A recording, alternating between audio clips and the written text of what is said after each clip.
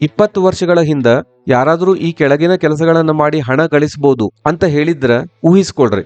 App experience ಗಳನ್ನ design ಮಾಡುವುದು, content creator ಗಳನ್ನ ನಿರ್ವಹಿಸುವುದು, ಬಳಕೆದಾರರ ನಡವಳಿಕೆಯನ್ನ ಅಧ್ಯಯನ ಮಾಡುವುದು, ವರ್ಚುವಲ್ ಪ್ರಪಂಚಗಳನ್ನ ನಿರ್ಮಿಸುವುದು, ಕಂಪನಿಗಳು ಎಐ ಅನ್ನ ಎಥಿಕಲ್ ಆಗಿ ಅಂದ್ರೆ ನೈತಿಕವಾಗಿ ಬಳಸಲು ಸಹಾಯ ಮಾಡುವುದು. ಹಿಂಗೆಲ್ಲ ನೀವು 20 ವರ್ಷದ ಹಿಂದೆ ಹೇಳಿದ್ರ ಜನ ನಗ್ತಾ ಇದ್ರು. ಆದ್ರೆ ಇವತ್ತ ಇವು ನಿಜವಾದ ಉದ್ಯಮಗಳಾಗ್ಯಾವ. ಮತ್ತ ಕರಿಯರ್ಗೆ ಸಂಬಂಧಪಟ್ಟಂಗ ಅತ್ಯಂತ ಆಸಕ್ತಿದಾಯಕ ವಿಷಯ ಏನಂತಂದ್ರ, ಒಂದು ವೃತ್ತಿಯನ್ನ ಸಮಾಜ ಸಂಪೂರ್ಣವಾಗಿ ಒಪ್ಪಿಕೊಳ್ಳುವಷ್ಟರಲ್ಲಿ ಅಲ್ಲಿರೋ ಅತಿ ದೊಡ್ಡ ಅವಕಾಶ ಈಗಾಗಲೇ ಕೈ ತಪ್ಪಿರಬಹುದು. ಇದರರ್ಥ ಯಾರು ಮೊದಲ ಅವಕಾಶಗಳನ್ನ ಗುರುತಿಸ್ತಾರೋ, ಆ ಕ್ಷೇತ್ರ ಒಳಗ ಕಾಲಿಡ್ತಾರೋ ಅವರು ಜಾಸ್ತಿ ಯಶಸ್ವಿ ಆಗ್ಬಹುದು. ಪ್ರಸ್ತುತವಾಗಿ ನೀವು ಬೇರೆ ದೇಶಗಳನ್ನ ನೋಡಿದ್ರ ಅತ್ಯಂತ ವೇಗವಾಗಿ ಬೆಳೀತಿರೋ ಕೆಲವೊಂದು ವೃತ್ತಿ ಜೀವನದ ಮಾರ್ಗ ಭಾರತ ಒಳಗ ಇವತ್ತಿಗೂ ಡಿಫರೆಂಟ್ ಅಥವಾ ಅಪಾಯಕಾರಿ ಅಂತ ಹೇಳಿ ಅನಿಸ್ತಾವ. ಅವು ನಕಲಿ ಅಂತ ಅನ್ನೋ ಕಾರಣಕ್ಕಲ್ಲ, ಆದ್ರೆ ಅವು ಬಹಳ ಹೊಸದಾಗ್ಯವ ಅಂತ ಅನ್ನೋ ಕಾರಣಕ್ಕ. ಇದಕ್ಕಾಗಿ ಈ ವಿಡಿಯೋದೊಳಗ ಜಾಗತಿಕವಾಗಿ ಬೆಳೀತಿರೋ ಆದ್ರೆ ನಮ್ಮ ಭಾರತದೊಳಗ ಜಾಸ್ತಿ ಪರಿಚಯ ಇರದೇ ಇರೋ ಅಥವಾ ಗಂಭೀರವಾಗಿ ತಗೊಳ್ದೇ ಇರೋ ಆಧುನಿಕ ವೃತ್ತಿಗಳನ್ನ ನೋಡೋಣ. ನೀವು ನಮ್ಮ ವಿವಾದ ಚಾನೆಲ್ಗೆ ಹೊಸಬ್ರಿದ್ರ ಈಗಲೇ ಸಬ್ಸ್ಕ್ರೈಬ್ ಮಾಡ್ರಿ. ಮೊದಲೇ ಪ್ರೊಫೆಷನ್ ಯೂಸರ್ ರಿಸರ್ಚರ್ ಅಂದ್ರೆ ಬಳಕೆದಾರರ ಸಂಶೋಧಕರು. ಬಹಳಷ್ಟು ಕಂಪನಿಗಳು ಆಪ್ ಗಳನ್ನ ನಿರ್ಮಿಸ್ತಾವಂತ ಹೇಳಿ ಎಲ್ಲಾರ್ಗೂ ತಿಳಿದದ. ಆದ್ರೆ ಕೆಲವು ಜನರಿಗೆ ಗೊತ್ತಿರೋ ವಿಷಯ ಏನಂತಂದ್ರ, ಬಹಳಷ್ಟು ಕಂಪನಿಗಳು ಹ್ಯೂಮನ್ ಬಿಹೇವಿಯರ್ ಅಂದ್ರ ಮಾನವ ನಡವಳಿಕೆಯನ್ನ ಅಧ್ಯಯನ ಮಾಡ್ಲಿಕ್ಕೆ ಜನರನ್ನ ನೇಮಿಸ್ಕೊಳ್ತಾವ. ಆ ವೃತ್ತಿಗೆ ಯೂಸರ್ ರಿಸರ್ಚ್ ಅಂತ ಕರೀತಾರ, ಬಳಕೆದಾರರ ಸಂಶೋಧನೆ. ಇವ್ರ ಕೆಲಸ ಏನಿರ್ತದಂತಂದ್ರ, ಈ ಆಪ್ ಯೂಸರ್ಗಳು ಆಪ್ ಗಳನ್ನ ಬಳಸೋದನ್ನ ಯಾಕೆ ನಿಲ್ಲಿಸ್ತಾರ, ಜನರಿಗೆ ಯಾವುದು ಕಿರಿಕಿರಿ ಅಥವಾ ನಿರಾಶೆ ಉಂಟು ಮಾಡ್ತದ, ಯಾವುದು ಅವರ ಗಮನವನ್ನ ಸೆರೆ ಹಿಡಿತದ, ಮನುಷ್ಯರು ಡಿಜಿಟಲ್ ರೂಪದಾಗ ಹೆಂಗ ನಿರ್ಧಾರವನ್ನ ತಗೋತಾರ, ಇಂಥವನ್ನೆಲ್ಲ ಸ್ಟಡಿ ಮಾಡ್ಲಿಕ್ಕೆ ಜನರು ನಿಯುಕ್ತಿ ಆಗ್ತಾ ಇದಾರ. ಕಂಪನಿಗಳು ಇವತ್ತ ಪ್ರಾಡಕ್ಟ್ ಗಳನ್ನ ನಿರ್ಮಿಸ್ಲಿಕ್ಕೆ ಕೋಟ್ಯಾಂತರ ರೂಪಾಯಿಯನ್ನ ಖರ್ಚು ಮಾಡ್ತಾವ. ಯಾವುದೋ ಒಂದು ಪ್ರಾಡಕ್ಟ್ ಅನ್ನ ಯೂಸ್ ಮಾಡಿ ಅದರ ಅನುಭವ ಬಳಕೆದಾರರಿಗೆ ಸರಿಯಾಗಿರ್ಲಿಲ್ಲ, ಕಳಪೆ ಆಯ್ತು ಅಂತಂದ್ರ ಆ ಕಂಪನಿಗಳಿಗೆ ಭಾರಿ ಲಾಸ್ ಆಗ್ಬಹುದು. ಅದಕ್ಕಾಗಿ ಕಂಪನಿಗಳು ಇಂಥ ವಿಷಯಗಳನ್ನ ಅರ್ಥ ಮಾಡಿಕೊಳ್ಳೋ ಜನರಿಗೆ ಜಾಸ್ತಿ ಬೆಲೆ ಕೊಟ್ಟು ನೇಮಿಸ್ಕೊಳ್ತಾವ. ಇವರಿಗೆ ಸೈಕಾಲಜಿ, ಅಬ್ಸರ್ವೇಷನ್, ಕಮ್ಯುನಿಕೇಶನ್, ಬಿಹೇವಿಯರ್ ಇವೆಲ್ಲ ಗೊತ್ತಿರ್ಬೇಕಾಗ್ತದ. ಜಾಗತಿಕವಾಗಿ ಈ ಕ್ಷೇತ್ರ ಬಹಳ ವೇಗವಾಗಿ ಬೆಳೀತಾ ಇದೆ. ಯಾಕಂದ್ರೆ ಇವತ್ತಿನ ಉದ್ಯಮ ಗ್ರಾಹಕರ ಅನುಭವಕ್ಕೆ ಅತಿ ಹೆಚ್ಚು ಪ್ರಾಮುಖ್ಯತೆ ನೀಡ್ತಾವ. ಎರಡನೇ ಆಧುನಿಕ ಕರಿಯರ್ ಕ್ಲೈಮೇಟ್ ರಿಸ್ಕ್ ಅನಲಿಸ್ಟ್ ಅಂದ್ರೆ ಹವಾಮಾನ ಅಪಾಯ ವಿಶ್ಲೇಷಕರು. ಕ್ಲೈಮೇಟ್ ಚೇಂಜ್ ಅನ್ನೋದು ಬರೀ ಪರಿಸರಕ್ಕೆ ಸಂಬಂಧಿಸಿದ ವಿಷಯವಾಗಿ ಉಳಿದಿಲ್ಲ, ಅದು ಉದ್ಯಮಗಳ ಒಂದು ಪ್ರಮುಖ ಸಮಸ್ಯೆಯಾಗಿನೂ ಬದಲಾಗ್ತಾ ಇದೆ.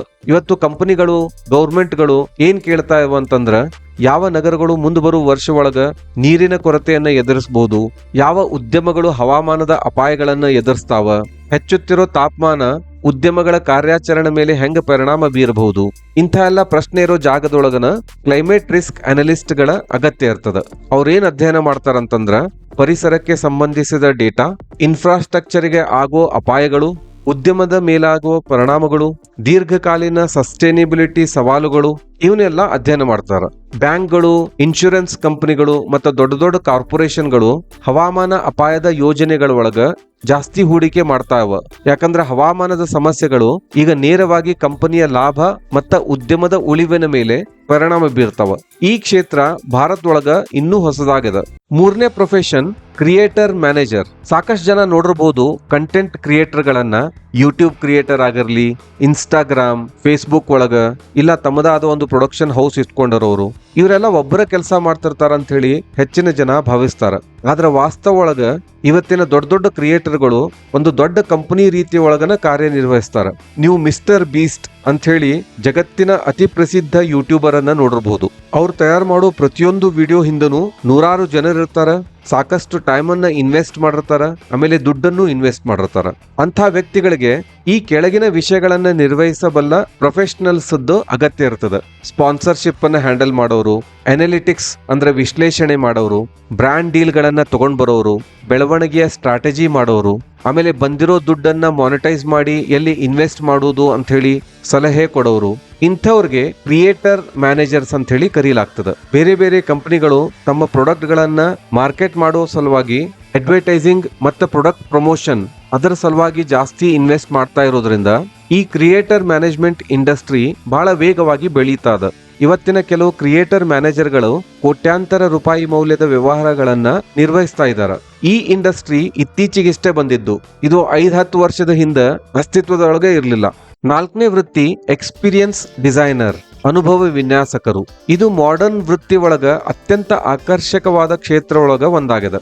ಎಕ್ಸ್ಪೀರಿಯನ್ಸ್ ಡಿಸೈನರ್ಗಳು ಪ್ರಮುಖವಾಗಿ ಒಂದು ಪ್ರಶ್ನೆ ಮೇಲೆ ಗಮನ ಹರಿಸ್ತಾರ. ಒಂದ್ಯಾವುದೋ ಅನುಭವವನ್ನ ಪಡಿಬೇಕಾದ್ರ ಜನ ಭಾವನಾತ್ಮಕವಾಗಿ ಹೆಂಗ ಫೀಲ್ ಮಾಡ್ಬೇಕು ಅಂತ.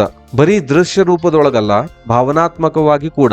ಉದಾಹರಣೆಗೆ ಥೀಮ್ ಪಾರ್ಕ್ಗಳು, ಲಕ್ಸುರಿ ಶಾಪಿಂಗ್ ಮಾಲ್ಗಳು, ಮ್ಯೂಸಿಯಂಗಳು, ಗೇಮಿಂಗ್ ಸ್ಪೇಸಸ್, ಎಕ್ಸಿಬಿಷನ್ಸ್, ಪ್ರೀಮಿಯಂ ಕೆಫೆಗಳು, ಇವೆಲ್ಲ ಕಡೆ ಬಳಕೆದಾರರು ಯಾವ ರೀತಿ ಫೀಲ್ ಮಾಡ್ತಾರ, ಯಾವ ರೀತಿ ಎಕ್ಸ್ಪೀರಿಯನ್ಸ್ ಮಾಡ್ತಾರ, ಅದನ್ನ ಸ್ಟಡಿ ಮಾಡ್ಲಿಕ್ಕೆ ಒಂದು ಇಂಡಸ್ಟ್ರಿ ಬಹಳ ವೇಗವಾಗಿ ಬೆಳೀತಾದ. ಈ industry psychology, story telling, creativity ಮತ್ತು ಹ್ಯೂಮನ್ ಬಿಹೇವಿಯರ್ ಇವು 4ನ್ನು ಒಳಗೊಂಡದ. ಯಾಕಂದ್ರೆ ಆಧುನಿಕ ಉದ್ಯಮಗಳು ಒಂದು ಪ್ರಮುಖ ವಿಷಯವನ್ನ ಅರ್ಥ ಮಾಡ್ಕೊಂಡವ. ಜನ ಬರೀ ಪ್ರಾಡಕ್ಟ್ಗಳಿಗಲ್ಲ, ಬದಲಿಗೆ ಉತ್ತಮ ಅನುಭವಗಳಿಗಾಗಿ ಹೆಚ್ಚಾಗಿ ಹಣ ಕೊಡ್ಲಿಕ್ಕೆ ರೆಡಿ ಇರ್ತಾರ. ಇದೇ ಕಾರಣಕ್ಕಾಗಿ ಕಂಪನಿಗಳು ಜನರನ್ನ ಮಂತ್ರಮುಗ್ಧವಾಗಿಸೋ ಇಮ್ಮರ್ಸಿವ್ ಅನುಭವಗಳನ್ನ ಸೃಷ್ಟಿಸ್ಲಿಕ್ಕೆ ಭಾರಿ ಇನ್ವೆಸ್ಟ್ಮೆಂಟ್ ಮಾಡ್ತಾವ. 5ನೇ ವೃತ್ತಿ ಎಥಿಕಲ್ ಎಐ ಸ್ಪೆಷಲಿಸ್ಟ್, ನೈತಿಕ ಎಐ ತಜ್ಞರು. ಎಐ ದಿನೇ ದಿನೇ ಹೆಚ್ಚು ಶಕ್ತಿಶಾಲಿ ಆದಂಗ ಒಂದು ಹೊಸ ಪ್ರಶ್ನೆ ಮೂಡ್ತಾದ. ನಾವು ಎಐ ಅನ್ನ ಸುರಕ್ಷಿತವಾಗಿ ಮತ್ತು ನಿಷ್ಪಕ್ಷಪಾತವಾಗಿ ಹೆಂಗ್ ಮಾಡಬಹುದು? ನೀವು ಎಐ ಯೂಸ್ ಮಾಡಿದ್ರೆ ನಿಮ್ಗೆ ಗೊತ್ತಿರ್ತದ, ಅದು ಪೂರ್ವಾಗ್ರಹ ಪೀಡಿತ ಆಗಿರ್ಬಹುದು ಅಥವಾ ತಾರತಮ್ಯ ಮಾಡ್ತಾ ಇರಬಹುದು. ಅದಕ್ಕೆ ಡೇಟಾ ಹೆಂಗ ಕೊಡ್ಲಾಗ್ಯದ ಅದರ ಮೇಲೆ ಒಂದು ವಿಷಯವನ್ನ ಸಪೋರ್ಟ್ ಮಾಡ್ತಿರ್ಬಹುದು, ಇನ್ನೊಂದನ್ನ ಅಪೋಸ್ ಮಾಡ್ತಿರ್ಬಹುದು. ಅದರೊಳಗ ಪ್ರೈವಸಿ ಕನ್ಸರ್ನ್ ಗಳಿರ್ಬಹುದು, ಗೌಪ್ಯತೆಯ ಅಪಾಯಗಳು, ಅಥವಾ ಅದನ್ನ ಡಿಸೈನ್ ಮಾಡೋ ಮೂಲಕ ಜನರ ಡೇಟಾವನ್ನ ದುರುಪಯೋಗ ಮಾಡ್ಕೋಬಹುದು. ಅದಕ್ಕಾಗಿ ಒಂದು ಹೊಸ ಡಿಪಾರ್ಟ್ಮೆಂಟ್ ಹುಟ್ಕೊಂಡದ, ಅದು ಎಥಿಕಲ್ ಎಐ ಸ್ಪೆಷಲಿಸ್ಟ್ ಅವ್ರದ್ದು. ಇವರ ಕೆಲಸ ಮುಖ್ಯವಾಗಿ ಏನಿರ್ತದಂತಂದ್ರ ಎಐ ಅನ್ನ ಪಾರದರ್ಶಕವಾಗಿ ಇಡೋದು, ನಿಷ್ಪಕ್ಷಪಾತವಾಗಿ ಇರಿಸೋದು, ನೈತಿಕವಾಗಿ ಡಿಸೈನ್ ಮಾಡೋದು. ಮತ್ತ ಈ ಕೆಲಸ ಮಾಡ್ಲಿಕ್ಕೆ ಟೆಕ್ನಾಲಜಿಕಲ್ ನಾಲೆಜ್ ಇರಬೇಕು, ಸೈಕಾಲಜಿಕಲ್ ನಾಲೆಜ್ ಇರಬೇಕು, ಕಾನೂನು ಗೊತ್ತಿರಬೇಕು, ತತ್ವಶಾಸ್ತ್ರ ಅಂದ್ರೆ ಫಿಲಾಸಫಿನೂ ಗೊತ್ತಿರಬೇಕು. ಆಮೇಲೆ ಪಾಲಿಸಿಗಳು ಹೆಂಗವ, ಗೌರ್ಮೆಂಟ್ ಪಾಲಿಸಿ ಆಗ್ಲಿ, ಮಾರಲ್ ಪಾಲಿಸಿಗಳು ಆಗಿರ್ಲಿ, ಅಥವಾ ಕಲ್ಚರಲಿ ಅಕ್ಸೆಪ್ಟೆಡ್ ನಾರ್ಮ್ಸ್ ಇರ್ಲಿ, ಇಂಥವೆಲ್ಲ ವಿಷಯಗಳನ್ನ ಮಿಶ್ರಣ ಮಾಡಿಕೊಂಡು ಈ ಎಥಿಕಲ್ ಎಐ ಸ್ಪೆಷಲಿಸ್ಟ್ ಕೆಲಸ ಮಾಡ್ತಾರ.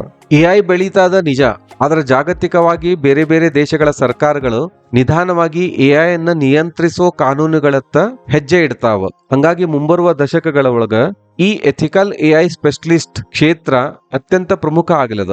6ನೇ ವೃತ್ತಿ ವರ್ಚುವಲ್ ಪ್ರೊಡಕ್ಷನ್ ಸ್ಪೆಷಲಿಸ್ಟ್. ಈ ವೃತ್ತಿ ಚಲನಚಿತ್ರ ನಿರ್ಮಾಣ ಮತ್ತು ಎಂಟರ್ಟೈನ್ಮೆಂಟ್ ಫೀಲ್ಡ್ ಅನ್ನ ನಿಧಾನವಾಗಿ ಬದಲಿಸ್ತಾ ಅದ. ಇವತ್ ನೀವು ನೋಡಿರ್ಬೋದು, ಅನೇಕ ಚಲನಚಿತ್ರಗಳು, ಜಾಹೀರಾತುಗಳು, ಗೇಮಿಂಗ್ ಕಂಪನಿಗಳು ವರ್ಚುವಲ್ ಎನ್ವೈರ್ಮೆಂಟ್ ಅನ್ನ ಬಳಸ್ತಾವ. ಸಾಕಷ್ಟು ಕಡೆ LED ಪ್ರೊಡಕ್ಷನ್ ವಾಲ್ಸ್ ಬಂದಾವ. CGI ಯೂಸ್ ಮಾಡಿ ಫಿಲ್ಮ್ ಮೇಕಿಂಗ್ ಮಾಡ್ತಾರ. VFX ಮತ್ತು ಬೇರೆ ಬೇರೆ ಎಫೆಕ್ಟ್ಸ್ ಗಳನ್ನ ಹಾಕಿ ಜನರ ಅನುಭವವನ್ನ ಇನ್ನೂ ಹೆಚ್ಚು ಮಾಡ್ತಾರ. ಇದು ಫಿಲ್ಮ್ ಮೇಕಿಂಗ್ ಒಳಗ, ಗೇಮಿಂಗ್ ಟೆಕ್ನಾಲಜಿ ಒಳಗ, ವಿಜುವಲ್ ಎಫೆಕ್ಟ್ಸ್ ಒಳಗ, ಸ್ಟೋರಿ ಟೆಲ್ಲಿಂಗ್ ಒಳಗ, 3D ಸಿಸ್ಟಮ್ಸ್ ಒಳಗ ಇವೆಲ್ಲ ಕಡೆ ಬಳಕೆ ಆಗ್ತದ. ಇಂಡಿಯನ್ ಫಿಲ್ಮ್ ಇಂಡಸ್ಟ್ರಿನೂ ನಿಧಾನವಾಗಿ ಈ ವ್ಯವಸ್ಥೆಗಳನ್ನ ಅಳವಡಿಸ್ಕೊಳ್ತದ. ಟೆಕ್ನಾಲಜಿ ಮತ್ತು ಕ್ರಿಯೇಟಿವಿಟಿ ಎರಡರಲ್ಲೂ ಆಸಕ್ತಿ ಇರೋ ವಿದ್ಯಾರ್ಥಿಗಳಿಗೆ ಇದು ಒಂದು ಅತಿ ಎಕ್ಸೈಟಿಂಗ್ ಭವಿಷ್ಯದ ವೃತ್ತಿ ಆಗಬಹುದು. ಕೊನೆಯದಾಗಿ ಹೇಳ್ಬೇಕಂದ್ರ ಪ್ರತಿಯೊಂದು ಹೊಸ ಉದ್ಯಮ ಅದು ನಾರ್ಮಲ್ ಆಗೋಕ್ಕಿಂತ ಮುಂಚೆ ವಿಚಿತ್ರವಾಗಿ ಕೇಳಿಸ್ತದ. ಸಾಫ್ಟ್ವೇರ್ ಬರೋಕ್ಕಿಂತ ಮುಂಚೆ ಸಾಫ್ಟ್ವೇರ್ ಇಂಡಸ್ಟ್ರಿ ಒಂದು ಅಪಾಯಕಾರಿ ಇಂಡಸ್ಟ್ರಿ ಅಂತ ಅನಿಸ್ತಿತ್ತು. ಜನ ಪರ್ಚೇಸಿಂಗ್ ಬರೀ ಮೊಬೈಲ್ ಹಿಡ್ಕೊಂಡು ಮಾಡ್ತಾರಂತ ಕೇಳಿದ್ರೆ ಜನ ನಗ್ತಿದ್ರು. ಕಂಟೆಂಟ್ ಕ್ರಿಯೇಷನ್ ಬರೀ ಮೂರ್ಖರು ಮಾಡೋ ಕೆಲಸ ಅಂತ ಹೇಳಿ ಅನ್ಕೋತಿದ್ರು. ಆದ್ರೆ ಇವತ್ತಿಗೆ ಇವೆಲ್ಲ ಪ್ರಮುಖ ಮತ್ತು ಜನಪ್ರಿಯ ಉದ್ಯಮಗಳಾಗ್ಯಾವ. ಅದೇ ರೀತಿ ನಾವು ಮೇಲೆ ಚರ್ಚಿಸಿದ ಅನೇಕ ವೃತ್ತಿಗಳು ಇದೇ ರೀತಿ ಆಗ್ಬಹುದು. ಯಾಕಂದ್ರೆ ಸಮಾಜ ಒಪ್ಕೊಳ್ಳಿ ಬಿಡ್ಲಿ ಅದಕ್ಕಿಂತ ವೇಗವಾಗಿ ಹೊಸ ಹೊಸ ಟೆಕ್ನಾಲಜಿಗಳು ಮತ್ತು ಉದ್ಯಮಗಳು ಬೆಳಿತಾವ. ಮತ್ತೆ ಯಾವ ವಿದ್ಯಾರ್ಥಿಗಳು ಇಂತಹ ಅವಕಾಶಗಳನ್ನ ಮೊದಲೇ ಅರ್ಥ ಮಾಡ್ಕೊಳ್ತಾರ, ಭವಿಷ್ಯದೊಳಗ ಅತ್ಯಂತ ಬಲವಾದ ಪ್ರಯೋಜನವನ್ನ ಅವರು ಪಡ್ಕೊಳ್ತಾರ. ನಿಮಗನ್ಸೋ ಮಟ್ಟಿಗೆ ನೆಕ್ಸ್ಟ್ 10 ವರ್ಷಗಳ ಒಳಗ ಯಾವ ವೃತ್ತಿ ಭಾರತಕ್ಕೆ ಹೊಸದಾಗಿ ಬರ್ತದ, ಆಮೇಲೆ ವೇಗವಾಗಿ ಬೆಳೀತದ, ಅದನ್ನ ಕಾಮೆಂಟ್ ಮಾಡಿ ತಿಳಿಸ್ರಿ. ಈ ವಿಡಿಯೋ ಇಷ್ಟ ಆದ್ರೆ ಲೈಕ್ ಮಾಡ್ರಿ, ಇನ್ನೊಬ್ಬರ ಜೊತೆಗೆ ಹಂಚ್ಕೊಳ್ರಿ. ಇಂತಹ ವಿಡಿಯೋಗಳನ್ನು ನೋಡ್ತಾ ಇರ್ಲಿಕ್ಕೆ ನಮ್ಮ ಚಾನೆಲ್ ಅನ್ನ ಸಬ್ಸ್ಕ್ರೈಬ್ ಮಾಡ್ರಿ. ಜೈ ಹಿಂದ್, ಜೈ ಕರ್ನಾಟಕ.